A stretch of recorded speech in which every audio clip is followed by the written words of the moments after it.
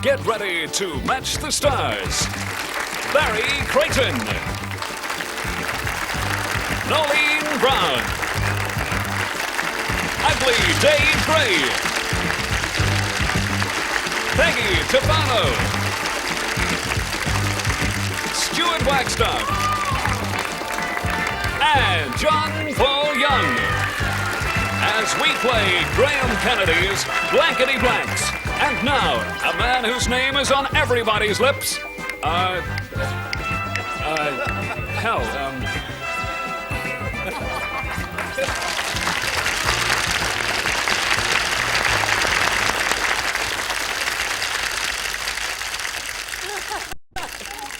Thank you and blank you. No, it's lovely to have your company for yet another Blankety Blanks. Barry. Hello. Don's party opened in Melbourne last week, and people are flocking to it. In droves? In droves. Nearly said staying away in droves. But it's a week old in Melbourne, Don's party. I'm so glad. Pop down and see it. I'll do my best. You'd have to get a night off from the Son of the Naked Vicar. Son of the Naked Vicar, of course, is in Melbourne too, with another company. With another company. You're not in the Melbourne one. I'm not. Hello, Nolene. I was in Don's party too. Were you? Yeah, the three of us. 8.5 months I did it. Did you do it in London with Ray Barrett? Yes, indeed. Well, you see the London company. Get it back, you did. I didn't do anything. No, were you you in didn't Don's do party? Yes, 8.5 months. Who did you play? Mal's wife. Oh, superb, yes. Good Mel's part. wife Has all the lines. Has all the headaches migraine. too. The migraines, yes. Dave, what have you been in? Oh, Dave, tell us about your new album. Dave's got an album out. Don't clap. What's it called? Actually, it's number 4 in the charts now. Number 4? In Korea. Going very well. Korea. I was going to tell you, actually, Graham, you know, because you don't know Sydney as well as you know Melbourne. This is true. I live in Melbourne, and I love Melbourne. And there's a place called La Perouse here. Yes. Where you can go, where you see the Aboriginal people doing all these little carvings. Because I was around there last weekend, and there was this Aboriginal guy, and he was carving little statues. And I said, what are they? And he said, oh, one's an Englishman, one's an Australian, and one's a Scotsman. I said, don't you do any Irishmen? He said, no, I can't get a piece of wood thick enough. How about that? How about that? How rotten was that? Dave, what's the name of your album? That's what I'm trying to establish. Grey and Spicy Bum. Grey and Spicy with Boom Boom with Ugly Dave Gray. Watch for it at your supermarket. It's already been discounted down to $1.20. Peggy Tepano has been receiving, or Peggy Mortimer. I don't mind. Has been receiving wonderful reviews for the show that opened a few weeks ago at the Loft. The Manly Music Loft. The Manly Music Loft, and it's called Once More with Feeling. That's right, yes. Congratulations. Thank you, Graham. I'm just a little bit upset about Dave saying that about Irish people. My grandmother's Irish. Is she? Yeah, I'm going to call him Ugly Dave Gray in future. I always call him Lovely Dave Gray. No, he's ugly. And He's that not moustache is really. drawn on. Did I tell you?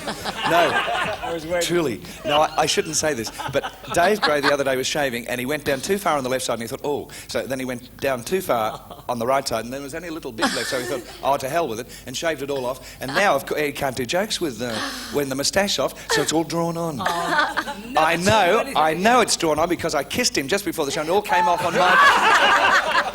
Hello, Stuart. Hello, Graham. What are you in? Trouble. So I believe. I read new the car. Emery reviews. Yeah. Oh. Yep. Thank you, Graham. Is that enough? Yes. John Paul Young, what are you doing here? I don't know. Have you got an album out or in a show? Yes. What would you like to plug? I'll plug the album. Tell me about the album. It's called Green. John Paul Young's new album is called Green. We were going to call it Grey, but... It's too close Yeah, right. to Thumbface up there. Yeah, right. Now, when we left you last time, we were about to play Super Match with Mr. Invisible. He was here a few moments ago. No, it's Andrew Yeend. Oh, Andrew. Listen to that. They love you. Andrew, very recently, we got this group of people together and we polled them. Now, they didn't care for it too much because we used very thick polls. And we discovered their most frequent response to this. Sentimental blank. Oh, easy. Sentimental blank. If you come up with the answer they most frequently came up with, you get $100. Second most popular answer, if you match it, gets you $50. Third, $25. Any three of these celebrities are allowed to help. Celebrities. Well, we'll have Stuart. Oh, I'd say the sentimental bloke. It's got to be the It's got to be sentimental sentimental. bloke. Yes, yes. David. Dave Gray. Sentimental Journey. Oh, a lovely song.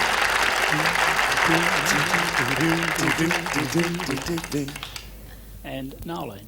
Nolene. Fool. Not Oh, you. you Sentimental fool. Yes, that's a popular expression. All right, now we've got sentimental bloke, which I think's terrific. Sentimental fool and sentimental journey. You may reject all of those answers if you have a better idea of your own, but I know you haven't.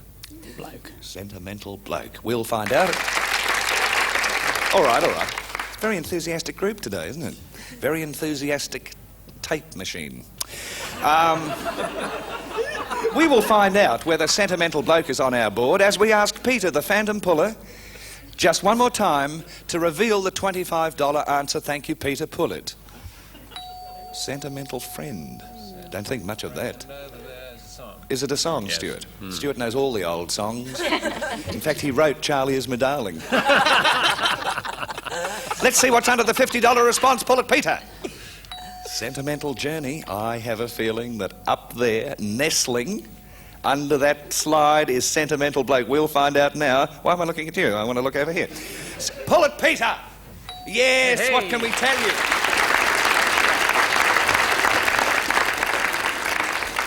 Andrew Yend, you've won $100. Now you play for 10 times that amount, $1,000. But you must match one of our celebrities precisely. Who will it be? Someone you think you've got vibes with. Yes. Well, I'll run through them for you. There's Barry Dave. Creighton. We'll try Dave again. Oh, Dave gets picked so often. This is, you put, when this happens, the celebrity is put in a ghastly position because it is $1,000. So it's with Dave. Right. All right, turn around, face me, or forever hold your peace. Now, kick the blank. K-I-C-K-T-H-E blank. Kick the blank. Dave is writing, already thought of something. The idea is to really write down the first thing you've thought of. Face Dave. Now we're looking for whatever Dave's got written down there. Kick the... Habit. Oh, of course, Dave's written that. No, hello. Oh, look at his drawn-on moustache. It's all gone droop. I'm awfully sorry. I thought you would have said that. Kick the bucket, of course. Oh, well. Yes, kick the bucket, I suppose, was the other answer. We'll be back in a moment to play Blankety Blanks. Don't leave us, because we love you. M-I-C-K-Y, M-O-U-S-E. Let's meet our new challenger, Gail McCrudden. Hello, Gail. Tell us the Gail McCrudden story. I'm 22, I'm engaged, and I live at Croydon. When will it be, the marriage? If I win some money, this July. This coming July? Yeah. Bad luck, Dave. Yeah. Dave really... A or B, Gail, because you're the challenger and you have a choice. A, thanks. A. This is round one. You know what happens in round one? Everybody plays, every match is worth a point. Oh. Bernard King said, almost every... Oh, no. Just hang on a moment. Graham, do you want a hat? It's okay. Cyril King, that is. No, it's not. Bernard King said, almost everything is edible. He said almost everything is edible, and then he proceeded to eat his blank. Bernard King said, he's the TV chef on Channel 10, almost everything is edible. Then he proceeded to eat his blank.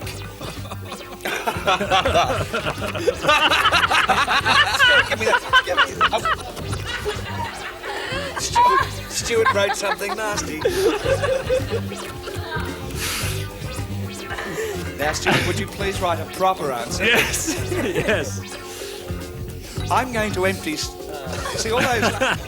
When they put them down, these little things, there's a bag there that collects them. Well, I'm going through Stuart's bag one night, and I'm going to show you all the evil things... You leave her alone. Stuart is in. Bernard King said almost everything is edible. Then he proceeded to eat his...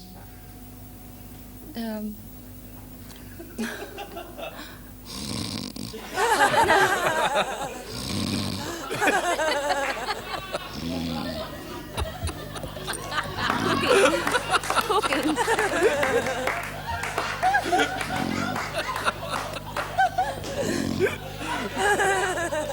His what? Cooking. I nodded off. I'm so awfully sorry. I wonder if you could find it within your heart to forgive me. Oh, I enjoyed that, though. 40 winks. Nice to have a little sis, yes. Eat his cooking. I thought he might eat his words. Eat his words is funny. Nolene. Well, he's always talking through his hat, so I think he might be eating his hat. Eat his hat, because Bernard always wears a flamboyant hat. And also a flamboyant shirt. Eat his shirt. Oh, I don't know about eating your shirt. Peggy. I thought like Nolene, his hat. His hat. Yes. I thought his script. His script. Why don't you put down what you originally had? John Paul Young put His leftovers. His leftovers is cooking. Yeah. He had to cook them in the first place, Tony the Moustache Twirler. Oh, no, it's not a match. King of the Poo people.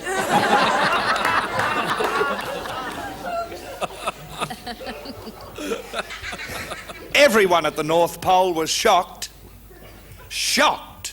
to see Santa Claus being blanked by his elves. Everyone at the North Pole was shocked, terribly shocked, to see Santa Claus being blanked by his elves. I think somebody put them up to it. He was rather short though, Santa. Santa's not a tall man, he's not a tall man. Santa, I think, statistically, I don't have them at hand, but I think Santa was about 5'5" in his red stockinged feet.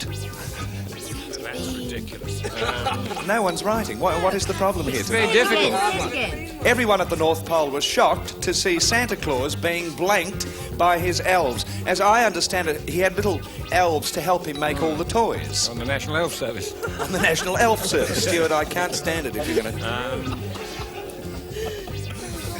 First time for a long time our panel of celebrities is completely stumped. Oh, Perhaps that works. Yes. Santa Claus being stumped by his elves.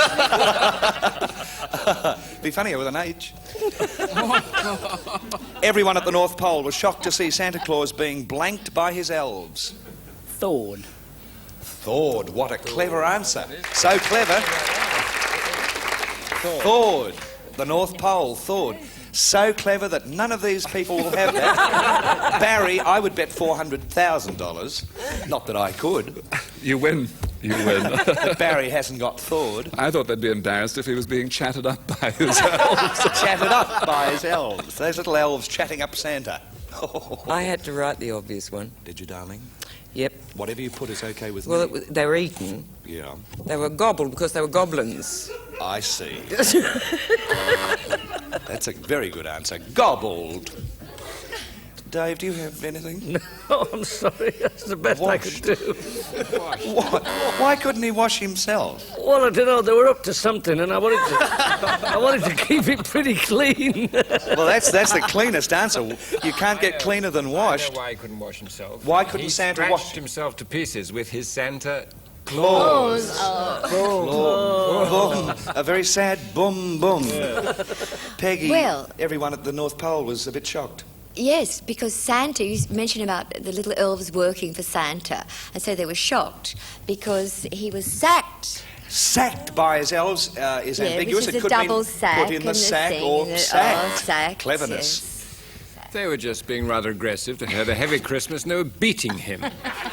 He was a bit strange, you know. Really? Oh, yes, like whips. Santa Claus being beaten by his elves. This program is on at 7 o'clock in a lot of cities, you know. So it is. All those little people watching would hate the thought of Santa being... Well, so do I. But I had to think of something. This is true. Yeah. And the rest of them kicked him. Yes, Virginia, there is a Santa Claus, all sprawled out on the ground, all blood rushing from his face, and his legs half torn off. According to this group, I don't believe it. We'll come back in a second. I don't really want to. Wait.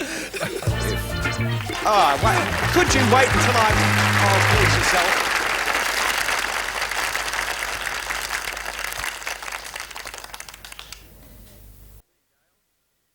A or B, Gail?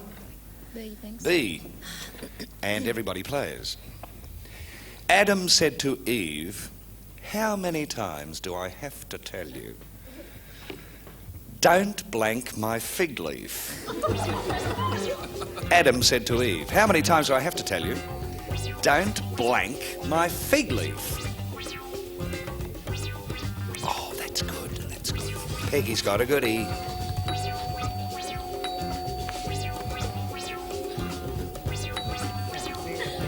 Dave, yeah, all right. And everyone's in. Adam said to Eve, how many times do I have to tell you, don't blank my fig leaf? Touch. Touch my fig leaf.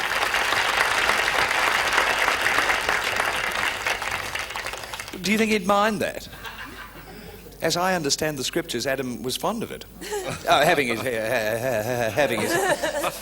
fig leaf touched. Barry. Well, I wanted to clean it up a bit. I thought he might Wash his fig leaf. He doesn't like it. He liked it the way it was. Well, it's almost touch. It's starch. Starch. Starch. See, I think starch is a good answer because imagine a fig leaf that's all stiff. It would smart. You know, after a while your eyes would water. Dave. Well, Barry would wash it, you see, then Nolan would starch it, and then I would iron it.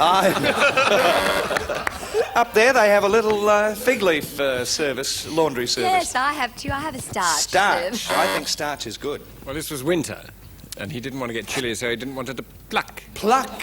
Pluck. Do not pluck my fig leaf. True. For that would be the winter of his Discontent, yes. John Paul Young. Winter, again, didn't want her to prune. Oh, I think that's the best answer because you'd have to be careful. Yes, you would. Oh, you could, you know, when you're pruning that, you could get more than what you bargained for. Ouch, ouch, ouch.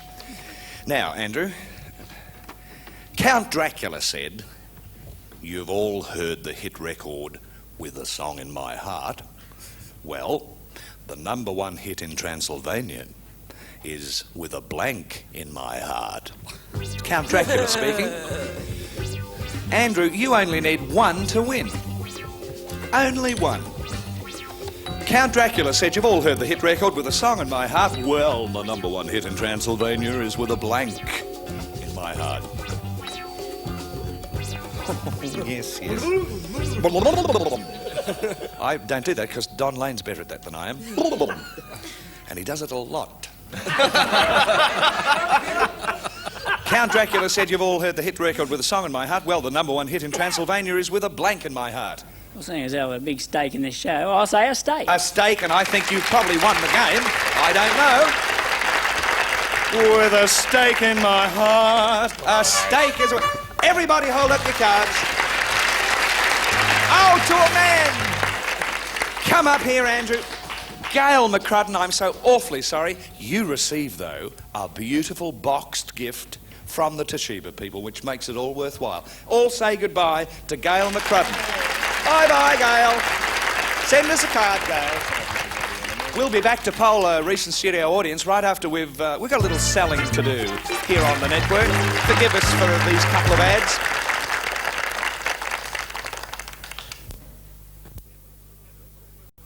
In this segment of Blankety Blanks, you'll hear about the Polish vampire who could only be killed by driving a tomato through his hut.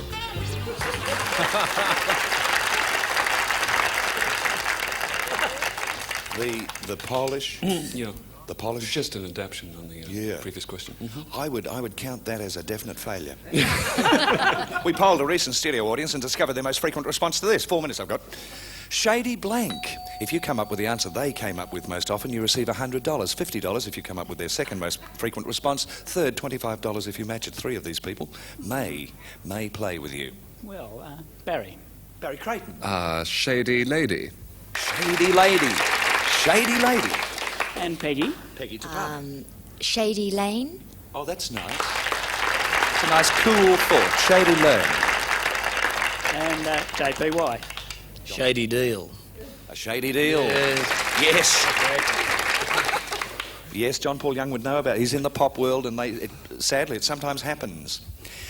You've got, Shady Lane, which is cool and lovely. You've got Shady Deal, and you've got Shady Lady. You may choose any one of those. Reject them all if you've got a better answer. Lane. Shady Lane. You really think Shady Lane? All right. Well, I hope so too, Andrew, because... How much have you got already? Only 100. Didn't you? No, you didn't. Only $100. Oh, we'll have to do something. Peter the Phantom Puller, if you're in there, and I hope you are, Pete, would you pull the $25 response? Shady Deal. All right, let's find out if it's under the $50 response. Thank you, Peter. Shady Lady. We're looking for Shady Lane. Righto, Peter, put us out of our misery. Pull the $100 answer. Oh, blimey. Shady Tree. None of us thought of Shady Tree. No, none of us thought of... I don't know what's happening to this. Andrew, will you come back when next we play Blankety Blanks? Which will be tomorrow night from memory. Good night, everyone. We'll see you soon for Blankety Blanks. Good night. Good night, Barry. Good night. Good night, Good night Dave. Nice Stuart. Paul. All prizes are moved by Grace Brothers Removals, the professionals. Interstate artists Fly Ansett and Drive Avis, we try harder. Whilst in Sydney, Graham Kennedy chooses to stay at the Boulevard Hotel, 90 William Street, King's Cross.